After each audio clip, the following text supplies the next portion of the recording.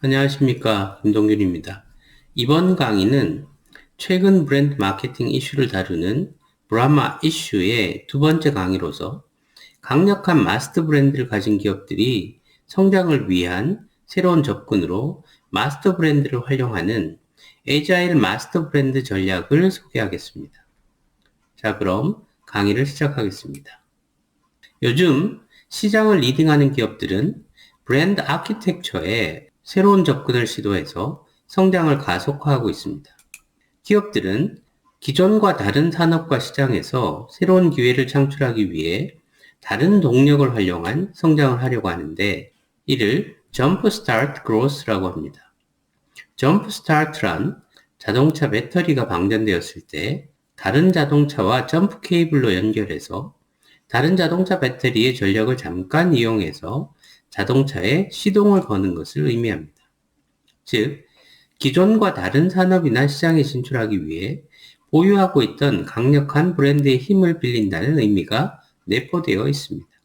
야심이 큰 리더들은 매년 서서히 증가하는 성과나 이윤에 만족하지 못하고 새로운 타겟층을 개발하는 것에서부터 그들이 보유하고 있는 제품 주변의 생태계를 넓히고 그리고 완전히 새로운 성과 창출 모델을 창조하기까지 매우 다양한 방법으로 디지털 경제를 활용하려 하고 있습니다. 예를 들면 파타고니아의 새 옷을 사기보다 가급적 헌옷을 계속 입자라는 One Wear 오프닝 캠페인, 아마존이 선보인 AI가 탑재된 차세대의 디지털 지원 서비스 알렉사, 그리고 폴쉐가 선보인 자동차 구독 모델, 서브스크립션, 카 오너십 모델 등을 보면 하나의 공통점을 발견할 수 있습니다. 강력한 마스터 브랜드를 가진 기업들은 성장을 위한 새로운 접근인 에자일 마스터 브랜드 전략을 적극적으로 수용하고 있다는 것입니다. 골드만삭스 투자은행의 새로운 디지털 전문 스타트업인 마크스 바이 골드만삭스가 좋은 예가 될 수 있습니다. 골드만삭스가 소비자 금융, 즉 소비자 대출 시장에 뛰어들기로 결정을 했을 때 이 사업에 골드만삭스 브랜드를 그대로 사용하는 순수 마스터 브랜드 전략은 다소간 문제가 있다는 것을 알게 되었습니다. 신사업, 즉 뉴 오퍼링이 주로 밀레니엄 세대를 겨냥해서 편리하게 가치를 창출하는 것에만 초점을 둔다면 신사업의 핵심 가치가 모 브랜드와 다르기 때문에 모 브랜드와 다소 거리를 두는 것이 낫다고 판단했고 골드만삭스의 경영진들은 모 기업이 뉴 오퍼링에 모 기업의 후광 효과를 제공하는 것도 필요하다고 생각했던 겁니다. 그래서 새로운 스타트업의 브랜드로 마크스 바이 골드만삭스라는 솔루션을 개발했던 겁니다. 브랜드 보증의 관점에서 본다면 마크스 바이 골드만삭스는 두 개의 브랜드가 결합된 듀얼 브랜드 형태이고 마크스라는 신규 브랜드가 골드만삭스라는 마스터 브랜드의 강력한 보증을 받는 형태로 구성되어 있습니다. 경쟁이 치열한 핀테크 시장에서 신뢰를 구축한 브랜드의 친숙함과 안정성에 후광을 입힌 좋은 솔루션으로 시장에 우뚝 서게 된 것입니다. 이 사업은 런칭한 지 1년도 안 돼요. 대출 규모가 10조 원이 넘었고 5년도 안 돼요. 고객 수가 500만 명이 넘었으며 예금 수탁액이 920억 달러, 즉 92조 원에 육박했다고 합니다. 에자일 마스터 브랜드 전략은 성장과 연결된 새로운 모델입니다. 에자일 마스터 브랜드 전략의 접근은 새로운 타겟층을 공략하거나 뉴 오퍼링을 전개하거나 이전에 진출하지 않았던 영역에서 새로운 혁신을 만들어 가는데 유연성을 제공하고 또한 브랜드 자산을 마스터 브랜드에 계속 쌓아가도록 하는 전략적 접근입니다. 에자일 마스터 브랜드 전략은 브랜드의 양산을 막도록, 즉 브랜드 수가 마구 늘어나지 않도록 설계되어 있습니다. 브랜드 양산은 마스터 브랜드를 육성하기 위한 노력을 저해야 하는 대표적인 요인입니다. 에자일 마스터 브랜드 전략이 수립되면 에자일 마스터 브랜드가 브랜드 포트폴리오 내의 브랜드를 강화하거나 통합하고 쇠퇴한 브랜드를 퇴출시키는 역할을 하게 됩니다. 또한 이 전략에서는 새로운 브랜드를 만드는 것을 특정한 목적과 연결시킵니다. 이 에자일 마스터 브랜드 전략은 기본적으로 두 가지 특징적인 요소를 가지고 있습니다. 첫 번째는 에자일 마스터 브랜드 전략은 마스터 브랜드 전략에 해당되는데 브랜드 육성과 미래 성장을 지원하기 위해 마스터 브랜드와 밀접하게 연결된 두 가지 브랜드화된 오퍼링, 즉 뉴 벤처와 시그너처 오퍼링을 시장에 소개하기 때문에 마스터 브랜드 전략보다 더 폭넓은 유연성을 제공합니다. 뉴 벤처는 새로 기업을 만드는 것이고 시그너처 오퍼링은 기존의 마스터 브랜드가 제공하던 가치를 강화하는 차별적이고 혁신적인 오퍼링입니다. 이 두 가지 유형에 대해서는 나중에 구체적으로 다시 설명드리도록 하겠습니다. 두 번째는 에자일이라는 측면을 강조합니다. 에자일 마스터 브랜드 전략은 브랜드 포트폴리오 내에서 적극적인 브랜드 관리와 브랜드 역할의 관리를 필수적으로 요구하고 있습니다. 그래서 브랜드를 양산하지 않는 방법으로 성장 기회를 찾는 전략적 접근입니다. 그럼 우선 에자일 마스터 브랜드 전략이 브랜드 아키텍처와 관련된 전략이므로 브랜드 아키텍처 전략을 이해하는 것부터 시작할까 합니다. 브랜드 아키텍처 전략은 브랜드의 구조를 어떻게 운영할 것인지 그 방향을 결정하는 전략적 의사결정 과제인데 브랜드 구조는 크게 브랜디드 하우스와 하우스 오브 브랜드의 양축으로 구조화되어 있습니다. 브랜디드 하우스는 집에 이름이 붙어 있다는 의미로 하나의 마스터 브랜드로 전체 사업을 운영하는 전략입니다. 이를 일반적으로 마스터 브랜드 전략이라고 하는데 이 강의에서는 에자일 마스터 브랜드 전략과 구분하기 위해서 순수 마스터 브랜드 전략이라고 칭하기도 하겠습니다. 나이키, 소니 같은 브랜드들의 전략이죠. 마스터 브랜드, 즉 하나의 브랜드를 운영하기 때문에 다수 브랜드를 운영하는 것보다 마케팅 비용은 적게 들어 효율적이지만 하나의 브랜드로 다수의 개별 제품의 특성을 어필하지 못하기 때문에 개별 제품별로 차별성을 부각하기는 어렵다는 단점이 있습니다. 그 반대의 축은 하우스 오브 브랜드 전략으로 브랜드의 집, 즉 브랜드들이 모여있는 집이라는 의미로 다수의 개별 브랜드들로 구성된 브랜드 운영 체계를 의미합니다. P&G의 경우 P&G라는 대표 브랜드를 내세우지 않고 개별 제품 브랜드를 내세워 마케팅을 하죠. P&G가 바로 하우스 오브 브랜드 전략을 쓰는 대표적인 기업입니다. 하우스 오브 브랜드 전략은 다수의 브랜드를 육성해야 하기 때문에 그만큼 마케팅 비용이 많이 드는 대신 브랜드마다 제각기 특성을 전달할 수 있기 때문에 브랜드별 차별적 특성을 어필해서 강력한 포지셔닝을 구축할 수 있다는 장점을 가지고 있습니다. 그 외에도 자동차 회사들, 제약회사들, 농심 등도 이런 전략에 해당되죠. 이 브랜디드 하우스 전략과 하우스 오브 브랜드 전략의 중간 형태가 바로 멀티 패밀리 브랜드 전략 혹은 하이브리드 전략이라고 하는데 브랜디드 하우스 전략과 하우스 오브 브랜드 전략은 모두 장단점을 가지고 있기 때문에 이 두 가지 전략을 병행해서 사용하는 전략입니다. 카테고리별로 제품의 특성이나 시장의 특성에 맞추어 개별 브랜드 전략을 사용하거나 다수 카테고리에 동일한 브랜드를 적용하는 패밀리 브랜드 전략을 사용하는 등 두 가지 전략을 선택적으로 사용함으로써 회사 전체를 기준으로 보면 두 가지 전략을 병행 사용하는 전략입니다. 오늘날 많은 기업들이 이 전략을 활용하고 있습니다. 풀무원도 이전에는 마스터 브랜드 전략 혹은 브랜디드 하우스 전략이었는데 최근 유기농 제품에는 올가라는 패밀리 브랜드를 사용하고 친환경 제품에는 풀무원 지구식단이라는 브랜드를 런칭하는 등 지금은 멀티 패밀리 브랜드 혹은 하이브리드 체계가 되었습니다. CJ제일제당이나 청정원 등 많은 기업들이 이러한 체계를 활용하고 있습니다. 정리해서 말씀드리면 브랜디드 하우스 전략은 마케팅 비용 효율적이라는 점에서 강력한 브랜드를 육성할 수 있다는 장점이 있는 반면 브랜디드 하우스 전략은 개별 브랜드의 특성을 명확히 해서 차별적으로 어필할 수 있다는 장점이 있습니다.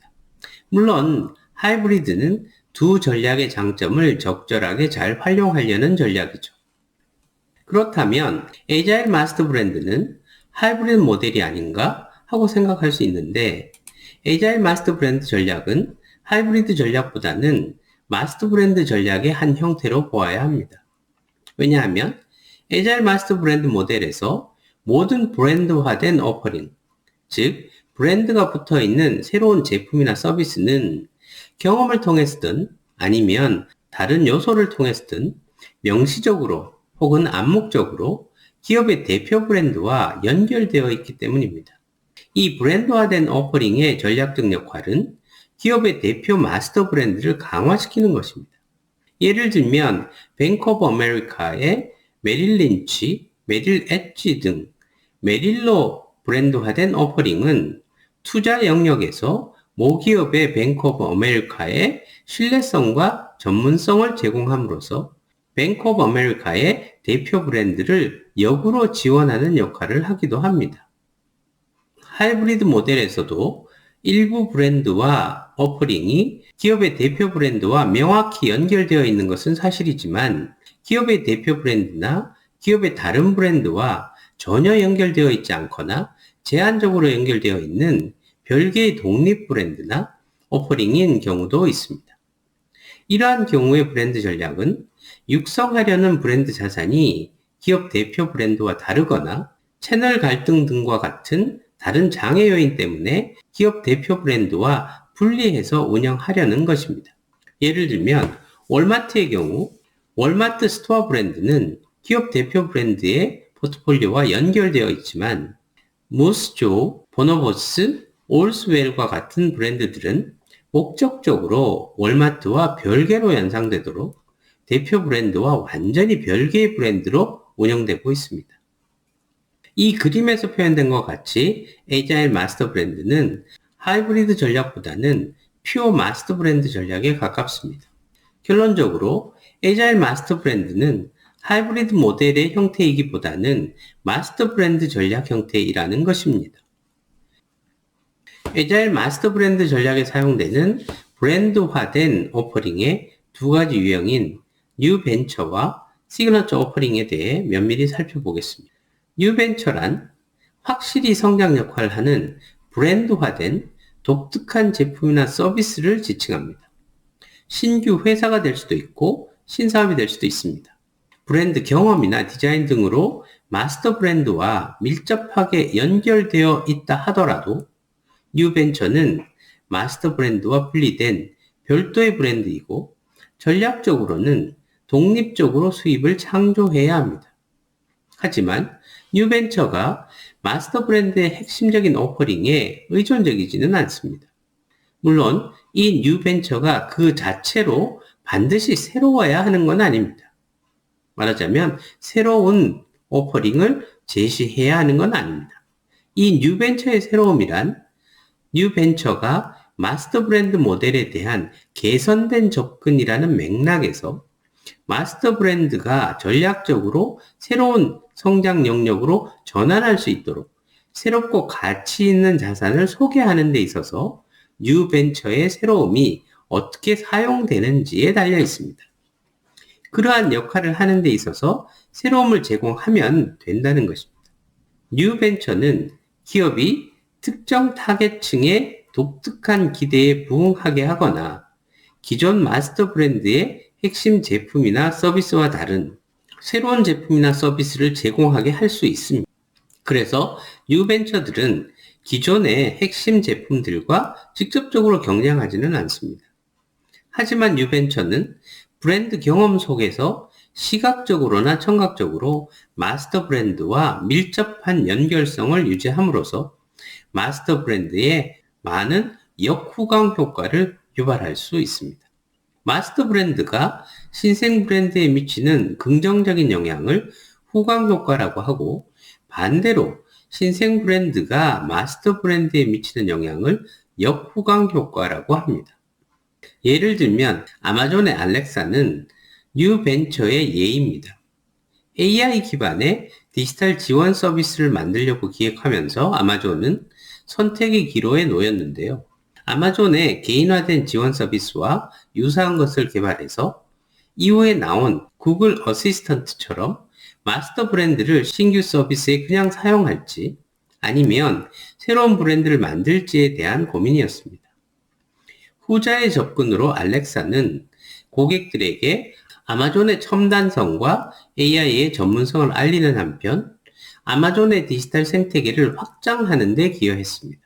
이 오퍼링을 아마존 알렉사라고 하여 아마존 브랜드를 사용하고 디지털 지원 서비스를 브랜드 경험 속에 깊이 접목함으로써 아마존은 이 긍정적인 브랜드 자산을 마스터 브랜드에 부과하는 역후광 효과를 얻게 되었던 겁니다. 이러한 접근이 없었다면 알렉사의 혁신적인 특성이 주는 혜택을 아마존 브랜드가 충분히 입지 못할 수도 있었을 겁니다. 그래도 여전히 알렉사는 마스터 브랜드에는 직접적인 영향을 주지 못했지만 스스로 혁신적인 오퍼링으로서 성장할 수 있는 여지를 가지게 되었을 겁니다. 이와는 반대로 구글 어시스턴트는 여전히 구글 마스터 브랜드의 그늘에서 살고 있는 것입니다. 뉴벤처는 기업이 잠재 고객의 독특한 기대에 부응하게 해서 신시장에 들어갈 수 있게 한다는 점에서 충분히 의미가 있습니다. 뉴벤처들은 마스터 브랜드의 포트폴리오 범위를 넘어 혁신을 위한 공간을 열어주긴 하지만 마스터 브랜드가 직면할 수 있는 잠재적인 위험과 부정적인 연상들로부터 마스터 브랜드를 보호해야만 합니다. 많은 뉴벤처들은 내부적인 노력으로 성장해 가지만 인수합병으로 생겨난 뉴벤처들도 많이 있습니다. 모든 산업에서 스타트업들이 왕성하게 생겨나고 있기 때문에 전략적 인수합병은 마스터 브랜드의 고객층을 넓혀주고 새로운 자산을 만들어주고 성장에 박차를 가할 수 있는 기회를 제공하는 또 하나의 방법이 됩니다. 2014년 노드스트롬 백화점이 온라인 개인 맞춤 의류 구독 서비스 스타트업인 트렁크 클럽을 인수한 사례를 보면 이 인수합병으로 노드스트롬은 쇼핑을 귀찮아하는 젊은 층들이 새로운 잠재 고객이 되었고 처음으로 벤처를 설립하는 계기가 되었습니다. 6년 후 노드스트롬은 트렁크 클럽의 스타일링 경험을 매장으로 확대할 계획을 세웁니다. 더 젊고 부유한 층을 유입하고 스타일링을 마스터 브랜드의 핵심적인 차별화 요소 중 하나로 강화시켜 가는 것이 바로 이 계획의 목적이었습니다. 시그너처 오퍼링은 혁신적이고 차별화된 오퍼링인데 그 가치는 특정 제품이나 서비스를 넘어 기존 고객에게 혁신적인 경험을 제공하는 것입니다. 시그너처 오퍼링은 별개의 제품, 서비스, 특성 혹은 경험이나 이들의 조합으로 구성될 수 있습니다. 뉴 벤처들과 달리 시그너처 오퍼링은 독립적인 수입만 유도하지는 않습니다. 시그너처 오퍼링이 만들어내는 모든 수입은 마스터 브랜드가 제공하는 핵심적인 오퍼링에 의한 판매 실적의 증가이거나 다른 오퍼링의 판매를 강화하기 위해 시그너처 오퍼링이 만들어낸 후광 효과입니다. 이것이 자산이 되면 시그너처 오퍼링은 마스터 브랜드에 새로운 자산을 소개해 줄 수 있습니다. 하지만 이 시그너처 오퍼링의 독특한 가치는 기존 마스터 브랜드의 자산을 확장함으로써 생성되는 것입니다. 파타고니아는 2013년 옷을 어떻게 관리하고 수선하는지를 사람들에게 교육시킬 목적으로 파타고니아 One Wear 프로그램을 런칭했습니다. 이 프로그램은 사용하던 파타고니아의 중고 제품을 구입할 수도 있고 수선도 할 수 있으며 사용자들끼리 서로 거래도 할 수 있게 하는 프로그램입니다. 2017년에는 파타고니아 제품을 재생해서 원웨어 태그를 달고 재판매할 수 있는 온라인 스토어를 본격적으로 런칭함으로써 이 프로그램이 확장됩니다. 이 프로그램은 파타고니아가 의류와 같은 내구재 제품의 지속 가능성과 솔루션을 제공하겠다고 한 파타고니아 기업의 약속을 실천한 증거이고 시그너처 오퍼링이 브랜드 차별성을 더 강화하고 브랜드의 약속을 실제로 구현해 보이는 방법을 제시해주고 있습니다. 그렇다면 시그너처 오퍼링의 매력은 무엇일까요? 기존 마스터 브랜드 오퍼링의 차별성을 더 강화할 수 있다는 것이 가장 큰 매력입니다. 엄격하게 관리된 에자일 마스터 브랜드 체계 내에서 구상되고 런칭되어 운영되었기 때문에 시그너처 오퍼링은 빠르게 그리고 강력하게 한 기업이나 브랜드를 두드러지게 보이게 할 수 있습니다. 시그너처 오퍼링은 기존에 정립된 시스템 내에서 제품이나 서비스 등 혁신의 매개가 될 수 있습니다. 시그너처 오퍼링의 핵심적인 특성은 기존 잠재 고객층을 타겟으로 하고 마스터 브랜드의 오퍼링에 기반한 독특한 경험을 제공합니다. 독립적인 수입을 만들지 않고 마스터 브랜드의 핵심 오퍼링을 구매한 고객에게 혁신적인 가치를 제공합니다. 새롭고 참신한 방법으로 마스터 브랜드의 자산을 강화하는 역할을 하는 것이죠. 특정 제품이나 서비스가 뉴 벤처인지 시그너처 오퍼링인지는 마스터 브랜드 아키텍처 내에서 그 제품이나 서비스가 어떤 역할을 하는지에 달려있지 반드시 제품이나 서비스 자체의 본질에 달려있는 건 아닙니다. 동일한 오퍼링이어도 어떤 회사에는 뉴 벤처일 수도 있고 다른 회사에는 시그너처 오퍼링일 수도 있습니다. 오퍼링이 어디에 영향을 주는지에 대한 핵심적인 요인은 그것이 만들어내는 수입의 유형과 그것이 마스터 브랜드에 미치는 영향입니다. 타겟 고객층으로는 시그너처 오퍼링은 기존 고객을 타겟팅하는 반면 뉴 벤처는 신규 혹은 특정한 특성을 가진 고객을 타겟팅합니다.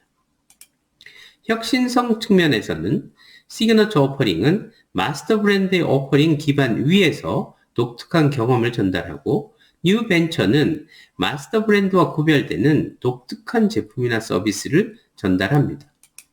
수입원과 비즈니스 모델을 기준으로 시그너처 오퍼링은 독립적인 수입을 만들지 않고 마스터 브랜드의 수입을 증대시키는 데 기여하는 역할을 하는 반면 뉴 벤처는 마스터 브랜드 오퍼링과 구분되는 독립적인 수입을 창출합니다. 마스터 브랜드의 자산과 관련해서는 시그너처 오퍼링은 신규 혹은 참신한 방법으로 마스터 브랜드의 자산을 강화하는 반면 뉴 벤처는 마스터 브랜드의 이전과 다른 새로운 자산을 소개하는 역할을 합니다.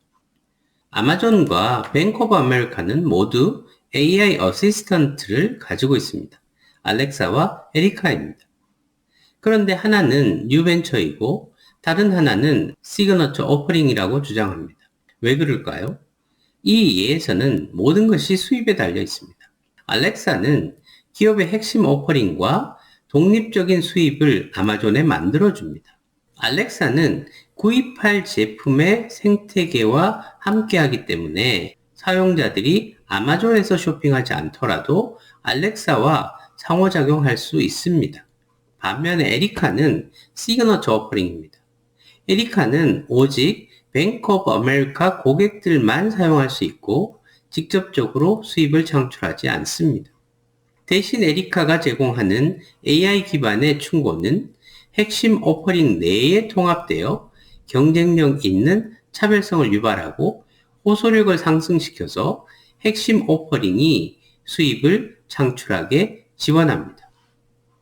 그렇다면 에자일 마스터 브랜드가 우리에게 적합한지 어떻게 알 수 있을까요?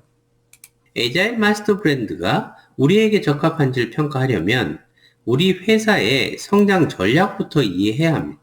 우리는 점진적 성장을 원하는지 아니면 성장 궤도 내에서 큰 폭의 성장을 기대하는지 만약 후자라면 에자일 마스터 브랜드 접근이 타당할 것입니다. 그리고 완전히 새로운 타겟을 공략해서 성장할 것인가? 파괴적인 새로운 오퍼링으로 성장할 것인가? 혁신적인 경험이나 서비스를 통해 성장할 것인가? 새로운 수입원과 새로운 비즈니스 모델로 성장할 것인가? 아직 알려지지 않은 영역에서 성장할 것인가? 이런 질문 대부분에 대해 예스로 대답한다면 애자일 마스터 브랜드 접근이 성장 목표를 달성하는 데 도움이 될 것입니다. 이 접근이 타당하다고 결정한다면 다음 단계는 뉴 벤처나 시그너처 오퍼링 중 어떤 접근으로 갈지 위한 기준을 정의해야 합니다. 특히 각각에 대해 해서는 안 되는 기준도 설정해야 합니다.